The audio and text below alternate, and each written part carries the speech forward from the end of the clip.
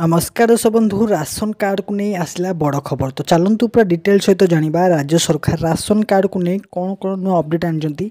Details सहित जाना आम यही वीडियो माध्यम तो चलतु आउ डे नक वीडियो को स्टार्ट करने पूर्व मुझे कही रखी कि जदि आपने आम ये चैनल टी नुआ निश्चिंत भाव में यही चैनल टी गोटे लाइक गोटे शेयर गोटे सब्सक्राइब करने को भूलें ना।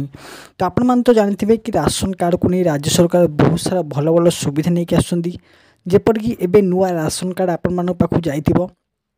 तो यही राशन कार्ड रे जो माने ई-केवाईसी करछंती सेही मान केवल नुआ राशन कार्ड टी जाइछि आ जो माने ई-केवाईसी करनाहांती से माने बहुत शीघ्र बहुत जल्दी से माने ई-केवाईसी आपनकर ग्राम पंचायत रे करनियंतु जहा द्वारा कि राज्य सरकार राशन कार्ड द्वारा आगो को जो जो सुविधा आनिबे आपण मानकु सेही सुविधा ठीक से मिली पारिबो। तो यह थला आज बहुत बड़ अपडेट आउ एक अपडेट आनथले राज्य सरकार राशन कार्ड को नहीं जो मानकर राशन कार्ड रे हिताधिकारी डेथ हेजंती सेमानकर ना तुरंत